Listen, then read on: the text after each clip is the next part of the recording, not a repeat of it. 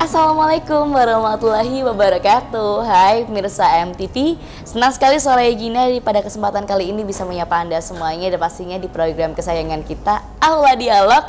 Dan di edisi Aula Dialog kali ini saya lagi ada di Hotel Namira Syariah Surabaya, tepatnya di Jalan Wisma Pagesangan nomor 125 Surabaya. Silakan Anda mampir di sini kalau mau ketemuan sama Soraya bisa, karena Soraya nongkrongnya di sini. Tapi kali ini spesial di Aula Dialog, kita bekerja sama juga dengan Dinas Kesehatan Provinsi Jawa Timur, dengan UNUSA dan juga UNICEF. Karena ada program yang keren, yaitu program penurunan angka stunting di Indonesia yang sekarang ini masih terbilang cukup tinggi. Nah, kalau di batasnya WHO itu angkanya 20%, sedangkan di Indonesia dengan angka 24,4%, yang pastinya kita terus berupaya supaya angka stunting ini bisa menurun bahkan 0%. Bukan begitu, Ibu? Iya, betul. Sekaligus Soraya ingin mengenalkan ada narasumber yang luar biasa spesial di samping Soraya, yaitu dari Persagi, Persatuan Ahli Gizi DPD Jawa Timur. Ada Laili Rahmawati, STP MMA. Ibu apa kabar, Bu? Alhamdulillah Ibu baik. Laili panggilannya. Ya. Aduh, cantik sekali Ibu. Hari ini kabarnya baik dan siap berbagi ke pemirsa AMTV, karena hari ini kita akan membahas seputar gizi dan kesehatan supaya Indonesia bisa nggak sih Bu 0% Bu stunting? Bisa, insya Allah. Bisa ya? Ya. Jadi kita pastinya optimis melalui program ini dan bersama-sama kita pastinya bisa menuju ke arah dan program kesehatan yang terus-terus berinovasi lebih baik ya Bu ya? Iya. Nah, hari ini kita akan membahas bagaimana gizi itu menjadi salah satu faktor yang penting sekali untuk diperhatikan supaya kita terhindar dari yang namanya kasus stunting. Ya, kalau ngomongin stunting sendiri di Indonesia, mungkin boleh dikomentari nih, Iya. Ibu Laili. Sebenarnya stunting di Indonesia sudah mulai turun sih, Iya. dari 27 sekarang baru datanya di launching 24,4 sudah turun, tetapi itu masih tinggi, Masih ya. kategori tinggi, dan di sini kita harus bersama-sama ya lintas sektor ya untuk menurunkan angka stunting ke arah zero ya maunya ya. Amin, amin. Iya. Oke. Gitu ya Bu ya. Tapi Iya. kalau dalam hal ini kita akan membahas bagaimana sih stunting itu bisa terjadi awal mulanya, kemudian sampai upaya maksimal kita yang bisa kita lakukan sehingga nanti itu seperti yang kita harapkan ke angka zero. Iya. Jadi kali ini kan tema kita kan pencegahan ya Kak ya. Preventif ya. Pencegahan, dan kita fokusnya kan arahnya ke gizi remaja putri kan sekarang adanya kan ke situ. Jadi untuk menyelesaikan stunting, sebenarnya stunting itu seperti siklus gitu. Seperti siklus. Jadi anak itu stunting tidak ujuk-ujuk stunting, tapi melalui suatu siklus. Nah, kita melalui remaja putri ini, kalau remaja putrinya nanti diperbaiki gizinya, dia tidak mengalami masalah gizi, nanti dia sebagai calon ibu yang bergizi, dia tidak akan melahirkan anak-anak yang stunting. Arahnya ke situ. Oke, baik. Ya. Artinya pemirsa, yang dimaksudkan oleh Ibu Laili ini bagaimana kita bisa memutuskan rantai itu, siklus itu dari ini ya, pembentukan gizi mulai remaja. Iya. Khususnya disiapkan ke para wanita begitu. Para wanita. Jadi kalau kita mencegah stunting hanya 1000 HPK itu sebenarnya hal yang sudah terlambat. Tapi lebih bagus lagi mencegah stunting itu saat dia masih remaja putri menjadi calon ibu. Oke, jadi preventifnya saat ini nih. Harusnya tayangan ini bisa disaksikan oleh seluruh pemirsa ya, baik itu laki-laki, perempuan, karena kita juga harus aware dengan isu ini. Iya, betul. Dan khususnya kali ini topik kita akan membahas lebih detail terkait bagaimana gizi yang baik untuk remaja putri, sehingga nanti ke depannya saat menjadi ibu kemudian memiliki anak itu bisa nutrisi gizi semua tuh dalam kondisi yang sehat, begitu Bu ya? Iya, betul. Nah, memang apa sih Bu pentingnya gitu gizi remaja putri yang harus tercukupi, seperti apa itu, boleh diceritakan dulu? Iya, jadi gini, seorang remaja putri itu kan masa-masa yang berbeda deh dengan masa-masa yang lainnya. Di situ ada banyak perubahan, adanya masa pubertas, adanya menstruasi. Nah, ini dia butuh zat gizi khusus. Kenyataannya sekarang ini pada masa remaja itu ada beberapa masalah gizi yang trennya cukup tinggi, yaitu anemi. Anemia, kekurangan darah ya? Iya, jadi anemi itu di mana kadar Hb-nya di bawah normal. Biasanya terjadi karena? Nah, anemi itu terjadi karena konsumsi zat besi yang kurang, konsumsi sayuran buah yang kurang, dan anak-anak cenderung meniru model-model yang sangat slim, dia nggak mau gemuk, nggak mau berisi ya, sehingga pola hidupnya itu kurang sehat, sehingga dia menyebabkan anemi. Padahal seorang anak remaja kalau dia anemi itu ada dampak jangka pendek, ada dampak jangka panjang. Jangka pendeknya kalau dia masih sekolah nggak bisa konsentrasi, prestasinya nggak baik. Tapi jangka panjangnya sebagai calon ibu, misalkan nanti dia hamil, ada resiko yang tinggi mengalami gangguan saat kehamilan. Dan resiko pendarahan, resiko kematian, baik kematian ibu maupun bayinya, dan resiko melahirkan anak-anak dengan masalah gizi.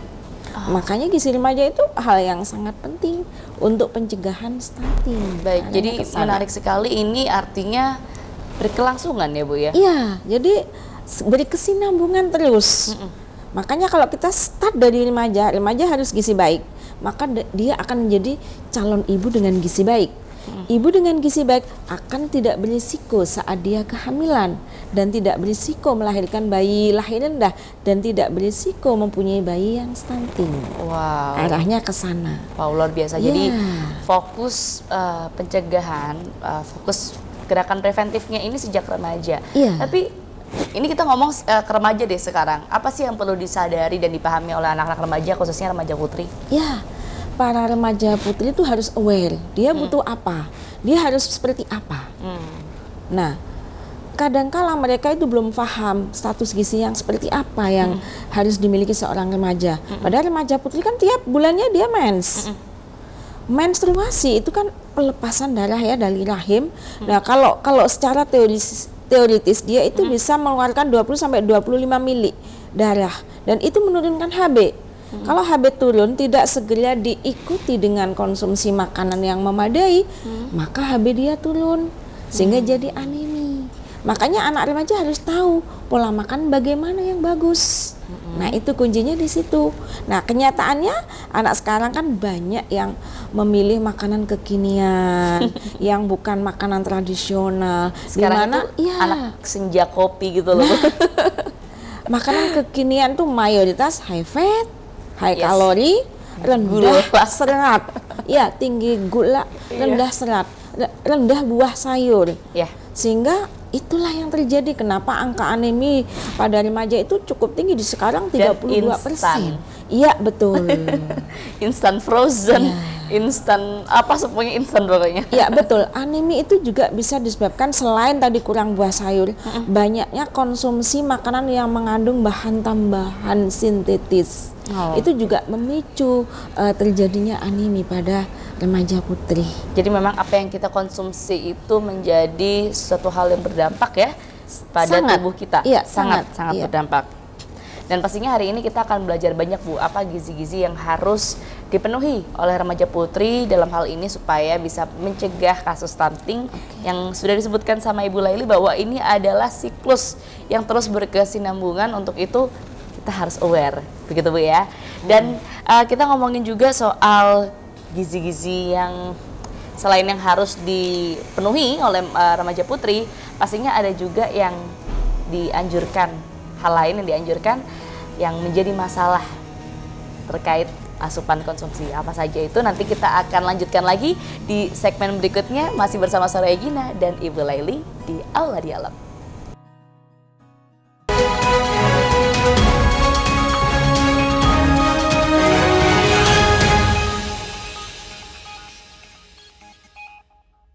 Mirsa MTV masih bersama Soraya Gina di Aula Dialog dan juga narasumber Soraya yang luar biasa. Hari ini kita belajar gizi sama ahli gizinya langsung, ada Ibu Laili di sini, Ibu. Kita lanjut ya, bahas soal masalah gizi di remaja putri. Tadi kita sudah cerita banyak ya Bu ya soal apa yang terjadi, dan ternyata dari apa yang kita konsumsi itu sangat berdampak. Salah satunya makanan kekinian, makanan yang instan ya Bu ya. Nah, kalau sekarang sepertinya makanan-makanan instan, makanan-makanan yang kekinian itu bukan lagi enak aja, tapi sudah menjadi lifestyle karena para produsen dan yang beredar sekarang kan semuanya kayak gitu nih Bu. Nah, untuk mengimbangi hal itu, sebenarnya apa yang baik dilakukan untuk remaja putri? Yang pertama, para remaja putri itu nanti sebaiknya tahu berapa banyak kebutuhan gizi ya yang dia butuhkan dalam sehari, dan itu ada ilmunya nanti lewat edukasi gizi. Nah, kemudian yang kedua, remaja putri juga harus mengetahui dan sadar apa yang akan dia makan. Contohnya ya, minuman kekinian yang banyak seperti itu, Warna-warni. iya, selain warna-warni, coba dikaji Oke. berapa nutrisinya. Mayoritas ada satu gelas minuman manis itu bisa kalori 300, 400, bahkan ada yang sampai 600 kalori. Itu kan sangat over. Tetapi di satu sisi sebenarnya dia tidak hanya butuh kalori tinggi, tapi dia juga butuh protein, dia butuh serat, dia butuh vitamin, dan itu banyak pada lauk dan banyak pada buah sayur. Sementara itu yang rendah. Jadi 93% masyarakat Indonesia termasuk remaja kurang akan konsumsi buah sayur. Waduh, tapi memang ini saya merasa banget ya, permasalahan yang lagi happening banget sekarang sedang terjadi, yaitu masalah konsumsi. Ini kaitannya erat sekali sama gizi. Tapi gimana sih Bu caranya untuk membangun awareness itu ke teman-teman gitu? Ya, Karena pasti saya kan kira kalau- remaja itu sekarang kan terbuka sekali ya. Kan belajar itu tidak hanya di kelas, di medsos, asal memilih yang bagus ya. Info-info terkait makanan kekinian yang healthy, bagaimana gaya hidup itu pelajari dengan baik, dan di sekolah itu ada yang namanya UKS dan itu ada di situ. Kader-kader remaja, sekarang ada posyandu remaja yang digalakkan, sudah mulai ada. Dan itu dilibatkan dari remaja dan untuk remaja, sehingga mereka lebih aware lah seberapa banyak sih buah sayur. Sebenarnya gampang kok, 5 genggam gitu kan. Jadi gampangannya itu 5 genggam buah sayur sehari itu sebenarnya udah cukup. Sehingga biar sehari ini saya masih makan berapa genggam sih, biar mudah untuk menganalogkan. Misalkan baru satu ya. Kalau misalkan hanya setelah makan makanan kekinian yang high fat, high kalori, imbangi dengan berapa genggam buah sayur sehingga balance apa yang dia konsumsi itu. Oh, luar biasa sekali. Tapi mungkin yang bisa kita sadari ya Bu ya, untuk bisa membangun awareness itu dengan edukasi, dengan sudah tahu ilmunya dulu begitu ya. Nah tadi luar biasa sekali yang disampaikan oleh Ibu Laili bahwa kita harus mengisi kanal-kanal kita di media sosial dimanapun itu dengan konten-konten edukasi ya. Edukasi. Dan edukasi kalau untuk remaja, edukasi konvensional lewat kayaknya udah nggak bisa. TikTok Jadi ini. edukasi, iya betul, edukasi yang ala kekinian. Mau TikTok, mau Insta, live ya, mau apa yang mereka bisa menerima itu. Yang relate sama anak-anak milenial sekarang ya. Dan itu sangat efektif untuk mereka. Ya. Kalau dari Persagi sendiri sekarang udah ini ya Bu ya, udah lumayan ke arah milenial banget ya. Ya, kebetulan kami juga barusan aja pergantian pengurus dan banyak pengurus-pengurus yang milenial masuk ke situ. Asik nih. Sehingga ada senior sih tetap, tapi yang mengimbangi Pendekatannya. Iya, ala milenial itu jauh sudah bisa insya Allah ke sana. Oke, ngebahas soal awareness, ngebahas soal gimana remaja putri itu harus menjaga dan harus tahu banget tentang kebutuhan gizinya sehari-hari. Nah, sekarang dampaknya. Apa dampaknya kalau misalnya para remaja ini tidak teredukasi dengan baik dan masih konsumsi yang sembarangan? Ya, sebenarnya kalau masalah gizi remaja kan yang mayoritas kan ada 3 ya Kak Aya ya. Tadi satu anemi itu yang rankingnya tertinggi. Yang kedua KEK, jadi kekurangan energi kronis. Dan yang ketiga adalah obesitas. Ya. Apa itu, boleh dijabarin satu-satu? Nah, kalau anemi kan jelas kadar HB-nya di bawah normal, di bawah 12 gram per desiliter. Nah, kalau KEK itu kurang energi kronis, jadi kekurangan gizi dalam waktu yang lama, sehingga anak itu tampak kurus, layu ya. Iya, layu. Kemudian ini lingkar lengannya itu di bawah normal, di bawah 23,5. Dan ini berisiko juga nanti kalau dia jadi calon ibu. Nah, yang ketiga masalah triple garden ya, dia obesitas. Nah, kita tahu kalau obesitas itu dampaknya dalam usia yang tidak nunggu tua, penyakit degeneratifnya muncul, arahnya ke sana. Makanya kenapa harus aware? Kalau sekarang terlalu banyak minuman manis yang kalori tinggi, paling umur sekitar 26, 30 udah kena lah penyakit metabolic syndrome, apakah diabetes, apakah hipertensi, apakah jantung, dan itu kita tidak inginkan semua. Makanya gaya hidup yang sehat, yang baik, aware terhadap diri sendiri itu diperlukan ya oleh remaja putri. Seperti itu. Jadi memang kalau ngomongin ini sinambung banget ya Bu ya, apalagi gaya hidup, kesehatan semuanya ini terkait dengan konsumsi dan juga pastinya lifestyle-nya harus bagus nih, habitnya seperti olahraga yang bisa dilakukan juga ya upayanya. Dan sekarang ini yang memang yang jadi apa ya, prioritas pemerintah memang aneminya, Kak. Aneminya? Ya, karena aneminya kan tinggi ya 32%. Dan di mana remaja putri di Indonesia itu kan data pernikahan itu yang minta dispensasi kan banyak ya. Waduh. Banyak yang remaja yang usianya harusnya dia belum menikah, itu menikah itu masih tinggi di Indonesia. Iya, permintaan dispensasi itu tinggi. Makanya diharapkan remaja putri itu harus bebas anemi. Kalau remaja putri itu anemi, dia akan jadi calon ibu yang beresiko. Bahayanya banyak, Kak. Kalau dia anemi, hamil ya, gangguan kehamilan tuh banyak sekali. Apakah preeklamsi ya, apakah keracunan kehamilan, atau aborsi, jadi mati dulu sebelum dilahirkan, atau perdarahan, bisa jadi ibunya yang meninggal, bisa jadi anaknya yang meninggal, bisa bayi yang dilahirkan di bawah normal beratnya. Itu sudah kelihatan di depan mata. Itu awalnya karena ibunya anemi. Tapi karena adanya permintaan dispensasi yang tinggi itu, justru seharusnya para remaja putri ini aware ya dan menjaga, karena untuk pasti akan menyiapkan juga ya untuk menjadi sosok ibu. Iya betul, sebenarnya kita kan sudah lintas sektor ya ini. Sebelum menikah itu sudah di KUA itu adanya namanya RAPA ya. Di RAPA itu juga dicek termasuk kerjasama dengan kesehatan. Bahkan kalau di Surabaya itu yang mau daftarkan nikah itu sudah ditangkap oleh dinas kesehatan, dia didampingi sampai nanti dia punya anak. Didampingi dalam rangka biar tidak terjadi permasalahan saat hamil dan melahirkan. Waduh, luar biasa. Tapi kalau saya boleh tanya dan penasaran sih sebenarnya, untuk permasalahan saat ini yang terjadi khususnya di pernikahan di usia dispensasi, bagaimana Bu datanya yang terjadi? Kalau data berapa persennya sih, baru kemarin saya ikut webinar dengan BKKBN, itu memang masih tinggi, terutama di pandemi ini. Tingginya ini apa untuk kondisi remaja putrinya?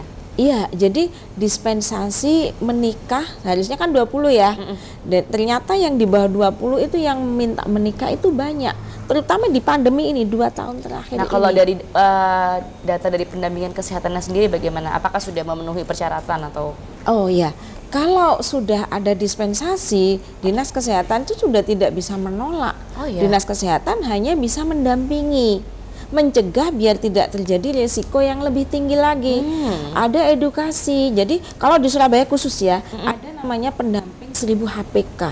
Begitu dia daftar nikah, dia ada didampingi oleh pendamping. Dan pendamping inilah yang mengurangi risiko-risiko itu dengan edukasi, dengan konseling, sampai dia nanti melahirkan anak sampai 2 tahun. Wow, luar biasa sekali. Pastinya hal ini juga wajib kita pahami bersama, karena peran edukasi itu nggak cuman untuk yang bersangkutan ya, tapi edukasi bisa diberikan oleh siapapun, dan pastinya siapapun juga bisa menyebarkan informasi tentang kesehatan dan yang positif pastinya.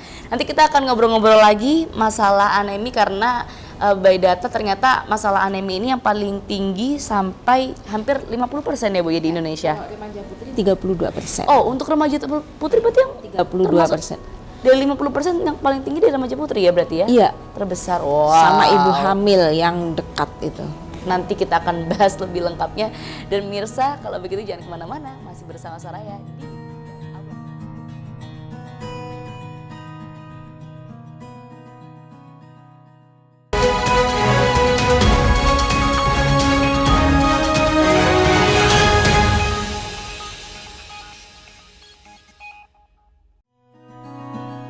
Hai pemirsa, Anda masih menyaksikan program luar biasa kolaborasi dari Dinas Kesehatan Provinsi Jawa Timur bersama dengan UNUSA dan juga UNICEF dalam rangka program penurunan angka stunting di Indonesia. Dalam hal ini kita akan membahas bagaimana sih fokusnya ke remaja putri yang bisa berpengaruh sekali dan berkesinambungan. Begitu ya Bu ya? Oke. Nah, tadi kita udah bahas soal bagaimana sih gizi yang baik untuk remaja putri, kemudian masalah apa yang timbul apabila remaja putri ini gizinya kurang baik, begitu kan ya? Nah, sekarang saya pengen tanya ke Ibu Laili, kenapa anemi ini di Indonesia yang masih tinggi ini itu belum turun-turun juga, dan bahkan kenapa paling besarnya itu di remaja putri Bu dengan Ya. angka 32%. Silakan. Ya. Jadi gini, pemerintah sudah ada program yang namanya tablet tambah darah ya. Oke. Jadi itu kan TTD itu diberikan pada 2 kelompok, yaitu yang pertama remaja putri, yang kedua ibu hamil. Nah, pada remaja putri itu diberikan seminggunya 1 minumnya. Oh, jadi Ya. sebenarnya remaja putri juga Masuk minum. program pemerintah. Nah, permasalahannya selama pandemi ini, kalau dulu kan enggak pandemi, itu langsung di drop ya oleh Dinas Kesehatan ke sekolah, ke masing-masing sekolah, dan di situ nanti yang menangani adalah UKS.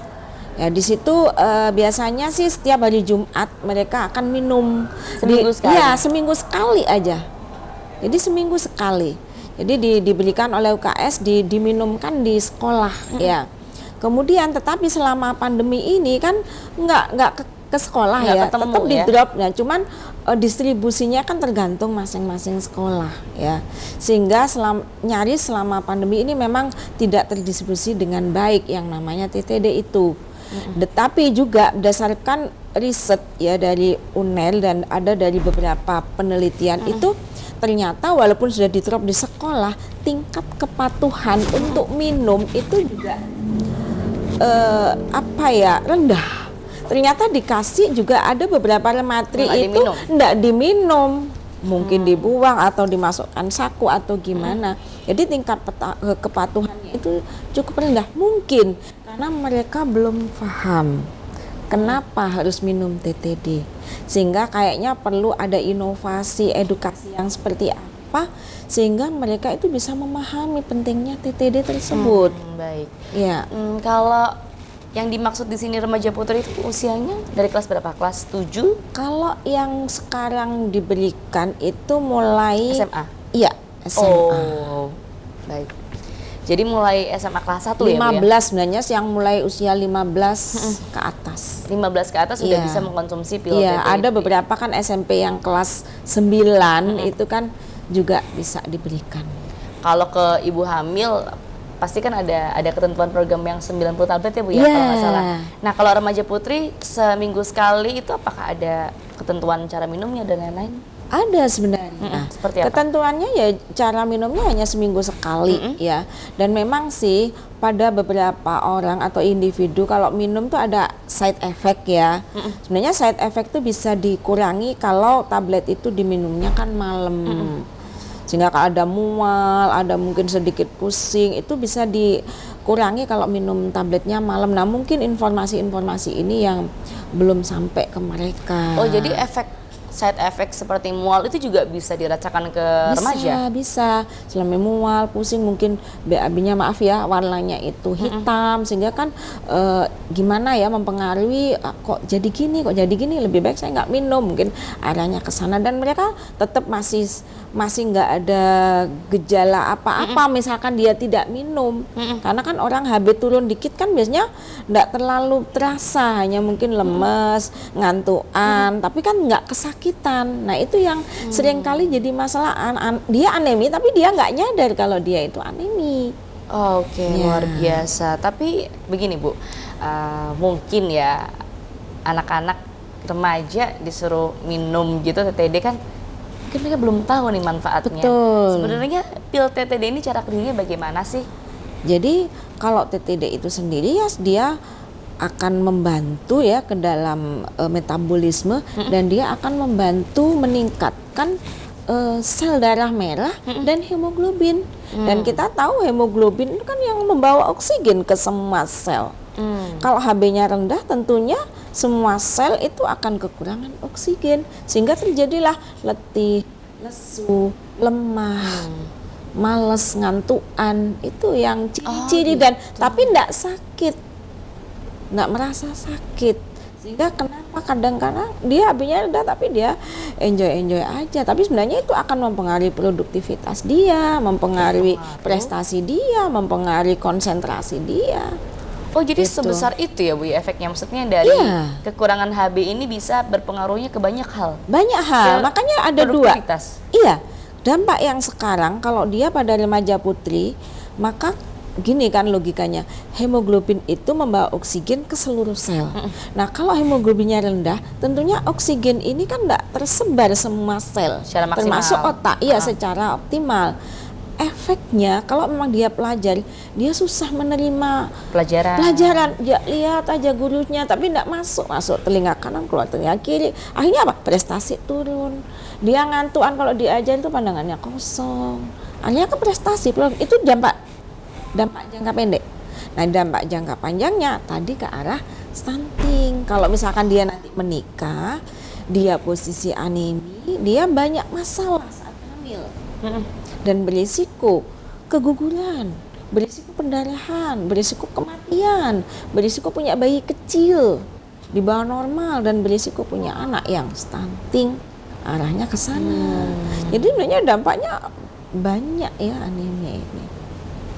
Oke, ini saya belajar banyak sih karena sebagai wanita juga kita harus tahu ya ilmu seperti ini ya. Iya, betul. Kalau misalnya nih remaja putri yang kita kalau ngebahas soal kondisi normal aja Bu ya. Nah, kalau kondisinya normal kelihatannya baik-baik aja gitu tapi tidak minum, apakah ada atau dianjurkannya seperti apa sih sebenarnya? Kalau dia tidak minum, enggak apa-apa asal diimbangi konsumsi yang baik. Oke. Proteinnya memadai, protein hewani yang tinggi Fe seperti ati, daging, telur ya, kacang-kacangan, sayur buah cukup 5 porsi. Enggak apa-apa. Tapi permasalahannya pola makan anak sekarang kan seperti itu. Dia jarang makan pagi, jarang makan sayur, jarang makan buah, banyak makanan tambahan yang dikonsumsi, Banyak yang kurang instan. aktivitas. Nah, jadilah itu. Nggak harus sebenarnya. Apalagi yang mungkin siklus menstruasinya enggak terlalu menstruasinya bukan menstruasi yang lama dan banyak, itu enggak apa-apa asal diimbangi dengan konsumsi gizi yang seimbang. Intinya di situ. Jadi Ya. ada kondisi tertentu yang memang tidak dianjurkan untuk minum ya, atau mungkin memang masih dianjurkan? Tetap dianjurkan. Saya pun sampai setelah ini saat mens saya minum. Apa yang terjadi nih saat minum? Ada efek yang Karena positif mungkin yang dirasakan? Ya, karena mungkin saya sudah usia ya, jadi bugar. Tapi kalau nggak minum rasanya pusing. Pas lagi Pusing, mens. iya, karena kan termasuk yang siklusnya lama dan banyak. Oke. Ya, jadi saya terasa sekali saat HB turun. Lemes. Dan itu enggak penuh. Iya. Gampang lelah, gampang pusing. Tapi sebaiknya kalau kita HB-nya tinggi, kita bugar. Walaupun kita seharian beraktivitas, it's okay. Nah, masalah gitu. Oh, jadi Ibu masih konsumsi? Masih rutin konsumsi ya? saat mens. Oh, jadi memang untuk tablet tambah darah ini, apakah ada anjuran khusus? Ada kondisi-kondisi yang nggak boleh minum ini gitu? Ada nggak? Nggak ada. Memang pada para wanita dianjurkan minum. Nggak ada pantangan ya Bu? Nggak ada ya? pantangan, asal sebaiknya saat minum tablet tambah darah tidak dengan minum air teh atau kopi ya. Karena teh kopi itu justru menghambat penyerapannya Fe. Tapi kalau dengan jus jeruk, dengan jus melon itu justru lebih baik. Oh iya. Jadi Fe itu kalau dibarengi dengan makanan yang tinggi vit C, dia diserap dengan baik sehingga HB-nya cepat menjadi naik. Waduh, Ya, menarik itu. sekali. Luar biasa. Saya jujur belum pernah loh. Tapi Setelah ini beli ya, setelah ini. kayaknya saya udah kebanyakan gizi masalahnya itu. Tapi saya penasaran dan sangat tertarik dengan obrolan kita. Iya. Mudah-mudahan Anda juga bisa tertarik Dan pemirsa jangan kemana-mana karena kita masih akan membahas seputar gizi dan bagaimana penerapan yang terbaik untuk kita khususnya para wanita.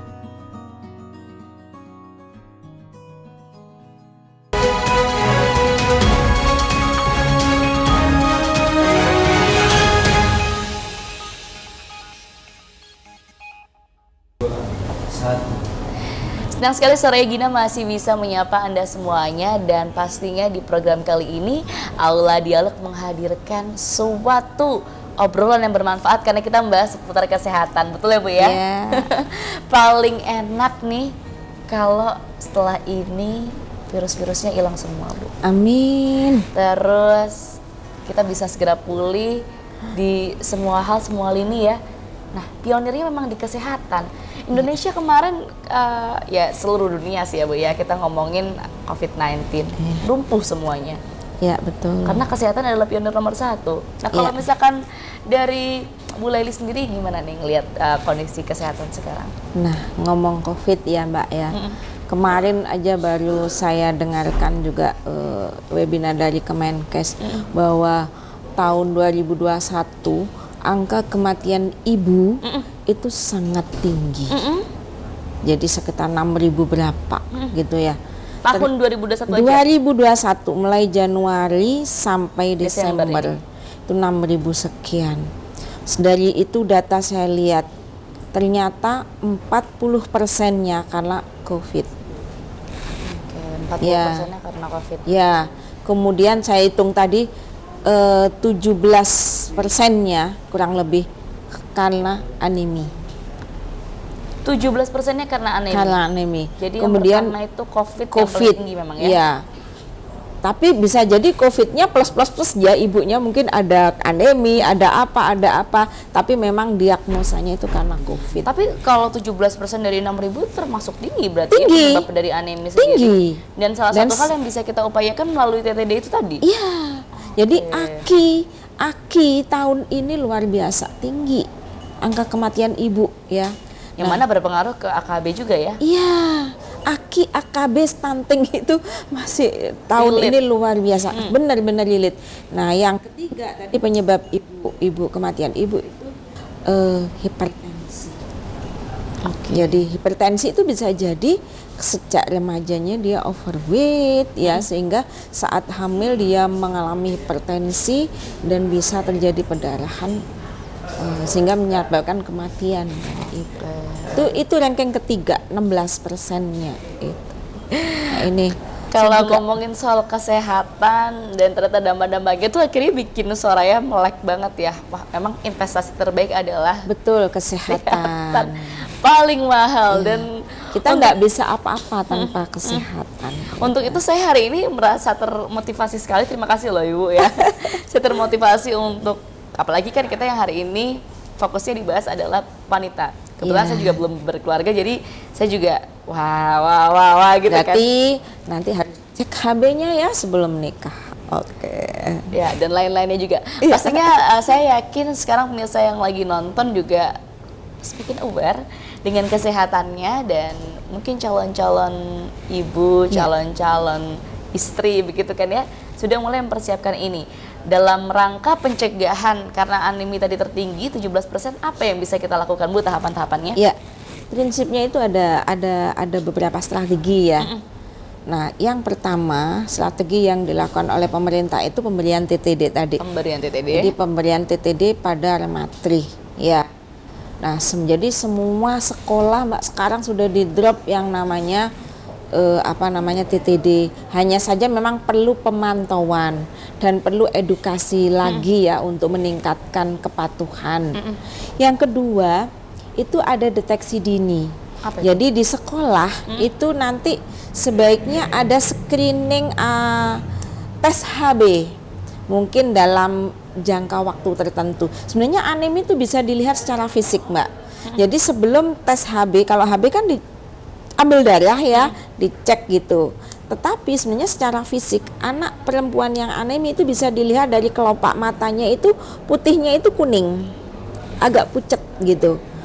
Kukunya ini nggak merah gini, kuning. Ininya nggak merah gini tapi pucet. Itu secara fisik. Nah, anak yang sudah ada gejala-gejala itu langsung tes HB.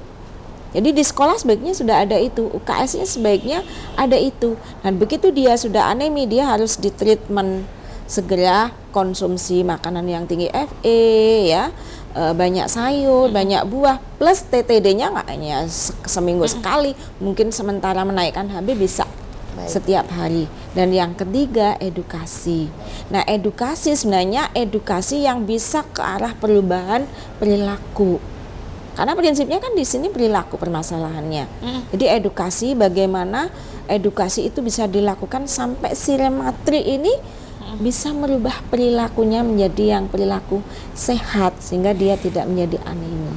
Itu arahnya ke sana. Ya. Tapi memang kalau ngomongin soal kesehatan tuh peran lingkungan tuh juga pastinya penting ya Bu ya. Salah satunya kadang yang mengalami mungkin nggak sadar nih kalau dirinya anemi, kurang darah sampai pucat kuning begitu kan ya. Makanya peran edukasi juga penting untuk lingkungan ya, untuk seluruh lingkungan sekolah, keluarga, semuanya supaya kita sadar nih, ini lingkungan kita ada yang sehat apa sakit nih untuk segera diperiksakan begitu Bu ya? Iya. Jadi di sekolah pun itu sudah ada ditunjuk, sebenarnya sudah ditunjuk kadernya. Oh ada kadernya sendiri. Ya. Kalau di SD itu kan dokter kecil, ya iya? ada. Di SMA itu juga ada UKS, kan ada guru UKS dan ada kadernya, kader yang dipilih anak-anak yang memang dia aware terhadap kesehatan dan dialah yang membantu sekolah itu untuk men-screening teman-temannya. Dan kadang-kadang anak-anak itu justru bisa, ilmu itu bisa masuk dari teman sebaya. Jadi ada kan ilmu diberikan dari guru ke siswa dari vertikal, tapi juga bisa ke arah horizontal sama teman sebaya itu justru bisa sambil diadakan kegiatan-kegiatan yang bisa merubah perilaku anak-anak. Arahnya ke sana nantinya. Dan mungkin sekarang lagi tren juga kan para influencer. Nah, betul. Para influencer ini selain kontennya mungkin lebih ke fashion atau ke entertain, bisa nih selipin konten-konten edukasi mengenai kesehatan dan harus paham betul ya dengan isu-isu apa yang sekarang lagi marak di Indonesia. Ternyata untuk wanita stunting masih menjadi masalah dan juga anemi ke ibu dengan kasus 6.000 di tahun ini. Luar biasa ya Bu ya. Banyak sekali. Jadi luar biasa. Dan itu baru disampaikan Ibu Gubernur juga pada saat peringatan HKN kemarin. Gimana? Pada saat peringatan HKN di Mojokerto kan kemarin disampaikan bahwa AKI sangat tinggi, AKP juga termasuk stunting. Makanya Ibu Gubernur langsung merapatkan barisan lintas sektor untuk bersama-sama mengatasi itu semua. Mengatasi permasalahan stunting. Iya. Dan AKI termasuk AKB. Dan pastinya ini juga menjadi tugas kita bersama ya. Karena kita juga pengen mewujudkan kembali lagi tadi sehatnya, dan angka indikator stunting ini bisa sampai 0 kalau bisa ya. Iya. Dan kenapa anak stunting itu harus diselesaikan ya? Kalau anak itu sudah stunting, itu kan jelas volume otaknya itu tidak normal Kak, ya. Sehingga nanti IPM kita nggak bisa naik. Anak ini tidak bisa menjadi generasi-generasi yang yang excellent, generasi-generasi yang hebat, nggak bisa. Karena bisanya okol bukan akal. Anaknya ke sana. Makanya stunting itu sangat perlu sekali diatasin. Dan stunting itu kan golden age period ya. Jadi pertumbuhan otak itu di saat 0 sampai 2 tahun itu paling cepat. Itu sampai 70% itu pertumbuhan otak di usia itu. Nah, setelah itu 70% sampai 80% itu sampai 5 tahun. Nah, 5 tahun sampai 12 itu hanya 20%. Jadi memang usia-usia awal ya menentukan bagaimana keberhasilan dan perkembangan tumbuh anak ya. 30 tahun ke depan Indonesia bagaimana tergantung sekarang. Artinya gitu. Sekarang kita siap, insya Allah siap lah ya. Kita harus optimis melihat segalanya, dan dimulai dari sekarang mudah-mudahan apa yang kita harapkan bersama, kita punya generasi yang cerdas, dimulai dari pencegahan dan penurunan angka stunting di Indonesia. Nanti kita akan bahas-bahas lagi di segmen terakhir. Kalau gitu jangan kemana-mana pemirsa, tetap bersama.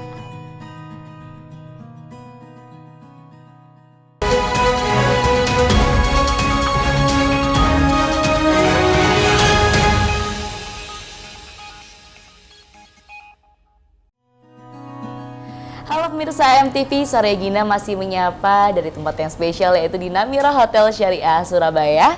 Tepatnya dari Jalan Pagesangan nomor 125 Surabaya dan juga masih di Aula Dialog bersama Ibu Laili. Asik.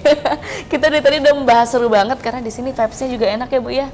Sofanya nyaman, dari tadi pengen sambil sender-senderan tapi saya di sini semangat karena kehadiran dan senyuman dari Ibu Laili luar biasa. Yang pastinya hari ini kita semangat untuk menyebarkan optimisme bahwa Indonesia bisa melahirkan anak-anak yang cerdas, yang kedepannya kita akan meraih zero dari permasalahan kesehatan, yaitu yang terbesar saat ini adalah stunting dengan angka 24,4%. Besar ya Ibu ya? Iya, betul. Artinya dari 2 sampai 3 anak dari 10 stunting. Itu permasalahan yang worse dan besar juga di Indonesia yang harus kita hadapi, karena kalau kondisi anak stunting ya Bu, apakah masih bisa diberikan perbaikan gizi seperti itu? Perbaikan gizi masih bisa, tetapi dia tetap tidak bisa mengejar anak dengan status gizi normal. Artinya seperti apa? Jadi perbaikan gizi pada anak stunting itu makanannya khusus, makanannya namanya makanan tumbuh kejar, sehingga dia harus mengkonsumsi makanan yang nggak voluminous tapi padat gizi, sehingga dia bisa mengejar teman-temannya yang lain. Artinya dia bisa mengalami ke arah yang lebih baik, baik tinggi badannya, berat badannya, termasuk pertumbuhan otak. Tetapi yang bagian otaknya dia tetap tidak bisa mengejar anak itu yang normal. Makanya jangan sampai stunting kalau bisa. Agar tidak stunting, mulai remajanya harus diatur. Baik. Memang yang terbaik yang bisa kita lakukan adalah daripada memperbaiki adalah pencegahan. Ya, betul. Yang utama. Dan saat ini kita memang sedang berfokus penurunan angka dari stunting sendiri melalui pencegahan sejak remaja. Sejak remaja, yaitu tadi sudah disebutkan oleh Ibu Laili bagaimana remaja putri ini harus aware dengan dirinya, harus mengetahui kebutuhan gizinya setiap hari, nutrisi apa yang baik untuk dikonsumsi sehingga secara fisik, mental, dengan adanya angka dispensasi yang terus bertambah untuk pernikahan, Ibu ya, itu bisa dalam kondisi yang siap, yang settle gitu. Nah, kita membahas soal strategi apa yang penting untuk memperbaiki kesehatan remaja khususnya di bidang gizi nutrisi. Iya. Jadi strategi ini yang pertama yang khusus untuk anak-anak remaja dulu ya, artinya dia upayakan cek status gizinya. Oke, caranya kategori, ya dengan di UKS. Tentunya di UKS nanti akan difasilitasi kategori apa, di situ pakai tabel, Mbak. Kalau sekarang gimana, Bu? Kan sekolahnya lagi libur. Oh ya, kan bisa online ya, dan diajarin. Kami pun tahun lalu itu sosialisasi ke sekolah-sekolah ke ayah. Jadi bagaimana menghitung status gizi, di situ juga ada tabelnya. Dia kategori di mana, masuk apa. Nah, kalau masuk normal aman, kalau kurang segera diatasin. Kemudian secara berkala cek HB-nya ya. Dan yang tidak kalah pentingnya biar tidak terjadi anemia, perbaiki konsumsinya. Terapkan gizi seimbang, itu strategi yang pertama yang gimana harus. tuh formula gizi seimbangnya, Bu? Gizi seimbang itu adalah mengkonsumsi makanan sesuai dengan kebutuhan masing-masing. Masing-masing individu itu berbeda tergantung berat badan, tinggi badan, jenis kelamin, dan aktivitas. Bagaimana cara kita menghitungnya? Cara menghitungnya nanti memang individual case ya Kak ya. Itu ada. Jadi misalkan kalau dia kategori di status gizi yang normal, gampang sih pakai acar yang mudah, langsung BB kali 30. Ya BB kali 40, ada BB kali 20 kalau yang kurus. Ya seperti itu aja. Ketahuan dia butuh gizi berapa.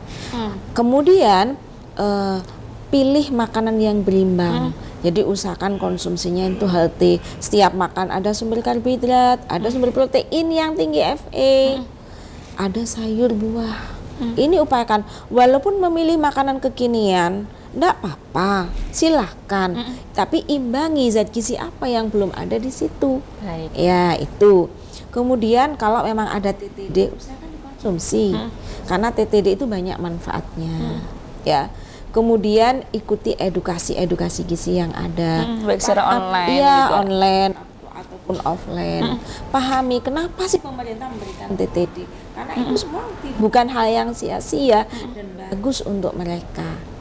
Dan ikutilah kelompok-kelompok yang sifatnya menguntungkan bagi kesehatan Lingkungan yang sehat ya? Iya, pilih lingkungan yang kondusif, artinya begitu. Luar biasa, luar biasa sekali strategi-strategi yang tadi sudah disebutkan oleh Ibu Laili, bagaimana kita memperbaiki kesehatan remaja. Tapi saya tertarik sekali dengan yang terakhir ya, lingkungan yang sehat. Memilih lingkungan yang sehat itu kan kita berpengaruh sekali ke lifestyle kita ya, ke kehidupan kita Bu ya. Artinya kalau misalnya kita punya temen yang sukanya nongkrongnya malam gitu, kita bakal ikut-ikutan ya kan. Iya. Terus apa yang kita konsumsi juga itu terpengaruh dari lingkungan yang Iya. kita bawa. Nah, kalau saran terbaik dari Ibu Laili untuk anak-anak remaja saat ini supaya mendapatkan lingkungan yang terbaik yang mendorong kesehatannya ke arah positif itu seperti apa Bu? Kita hidup itu pilihan, Kak. Iya. Iya. Waduh, berat nih kalau Kita udah mau ngomong baik hidup. atau enggak, tergantung kita memilih yang mana. Oke. Ya, boleh kok kita ngikutin tren, tapi kita jangan ikut arus pada tren yang salah. Sekali waktu nongkrong enggak apa-apa, hanya untuk sekedar refresh. Tapi pada hari-hari yang lain ikuti norma-norma yang baik. Pilih teman-teman yang membawa pada hal-hal yang positif. Nah, itu kalau prinsip saya begitu ya. Jadi artinya kita itu kan orang itu seperti gelang karet. Kalau iya, dan itu fleksibel. Kalau di mana kita hidup pada tempat yang jelek, kita jadi jelek. Kita hidup pada tempat yang kondusif, yang baik, yang sehat, kita jadi ikut. Oleh karena itu pilih teman yang baik, pilih lingkungan yang baik, ya, pilih Sepakat. sekolah yang kondusif. Nah, itu. Karena kita mudah sekali untuk berubah. Kita mudah sekali untuk berubah ya. Karena memang lingkungan itu adalah faktor yang menentukan keberhasilan kita, kesehatan kita dan lain-lainnya. Karena kalau sekarang masalahnya nggak cuma kesehatan gizi aja Bu, Iya. masalah yang lagi besar juga adalah kesehatan mental ya. Ya. Iya, betul, Kan betul. dikit-dikit kalau bahasanya anak milenial sekarang kena mental, kena apa? Dihujat sedikit stres, ya. kena mental, dan itu pastinya juga akan berpengaruh ke kondisi fisiknya ibu. Terus nanti ibu kalau misalkan melahirkan juga Berisiko. beresiko ya. Jadi memang harus diperhatikan juga, selain tadi strategi-strategi kesehatannya, kita harus bisa aware dengan tahu kondisi badan sendiri. Kemudian ternyata sudah difasilitasi mulai dari UKS, posyandu remaja juga Iya. sudah ada ya Bu ya. Kemudian mungkin kanal-kanal edukasi melalui Iya. online juga sudah ada. Sudah, Kalau dari sudah Persagi apa nih Bu? Ada program apa yang mungkin secara online diberikan ke teman-teman? Kemarin kami mengadakan pelatihan virtual ya, Oke. untuk ahli gizi se-Jawa Timur. Dan pelatihan virtual ini tidak hanya khusus untuk remaja, tapi semua siklus. Dan itu kita lakukan bertahap. Sekarang gizi balita, kemudian gizi remaja, berikutnya gizi ibu hamil, kemudian berikutnya gizi untuk produktivitas, berikutnya gizi untuk lansia. Wow. Ada juga gizi untuk olahraga. Dan itu kita lakukan kepada ahli gizi se-Jawa Timur. Karena kan yang bekerja langsung, yang bersentuhan langsung Fasilitatornya adalah dengan masyarakat tenaga ahli adalah ya. ahli gizi yang ada di Kap Kota. Waduh, luar Ya. biasa sekali. Nah, ini pertanyaan terakhir dari saya, dari Ibu Laili. Harapannya Indonesia bagaimana dalam hal menghadapi stunting, khususnya nih ke remaja putri dalam pencegahannya? Iya, harapan saya bahwa para remaja putri itu apa ya, mau berubah. Oke. Kuncinya di situ. Kita bisa baik kalau mau berubah. Jadi mau berubah gaya hidup, ya, mindset ke arah yang positif dan sehat. Kuncinya di situ. Nah, kalau ada kemauan untuk berubah dan dia mengikuti hal-hal yang baik, tentunya tujuan nasional yang menurunkan anemi, menurunkan stunting itu akan tercapai. Hampir semua masalah gizi yang di Indonesia, baik stunting, anemi, yang menjadi pokok utama adalah perilaku.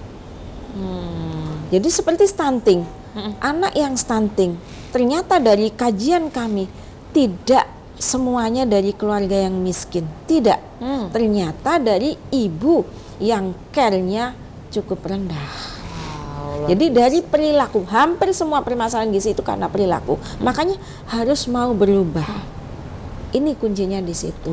Sehingga nanti dia akan tahu, faham kenapa sih saya harus makan sayur, kenapa saya makan buah, kenapa saya harus TTD, sehingga tidak terjadi anemia. Luar biasa sekali ya. Jadi perubahan ke arah yang positif itu menjadi kunci untuk keberhasilan dalam segala hal, betul Ya, Bu ya. betul. Saya mengucapkan terima kasih sekali lagi untuk Ibu Laili Rahmawati dari Persatuan Ahli Gizi di DPD Jawa Timur yang hari ini sudah berbagi banyak ilmu terkait gizi khususnya ke perempuan nih ya. Ya. Yang nantinya perempuan-perempuan Indonesia pasti bisa mencetak anak-anak bangsa yang cerdas. Kita mikirnya jangka panjang nih supaya Indonesia bisa terbangun dengan kualitas-kualitas otak, fisik, semua pokoknya yang terbaik ya. Iya. Amin, Allahumma amin. Untuk itu terima kasih sekali lagi Sama-sama, Ibu. Kak Semoga Aya. apa yang kita sharingkan bisa membawa manfaat yang baik Amin. untuk para pemirsa AMTV yang saat ini sedang menyaksikan. Pemirsa, barangkali ada yang ingin ditanyakan lebih lanjut terkait program ini, langsung saja bisa mengunjungi website di unusa.ac.id dan Anda juga bisa menyaksikan tayangan kami lewat streaming yaitu di amtv.co.id. Saya Saraya Gina selaku host mengucapkan terima kasih dan pamit undur diri. Wassalamualaikum warahmatullahi wabarakatuh. Waalaikumsalam warahmatullahi wabarakatuh.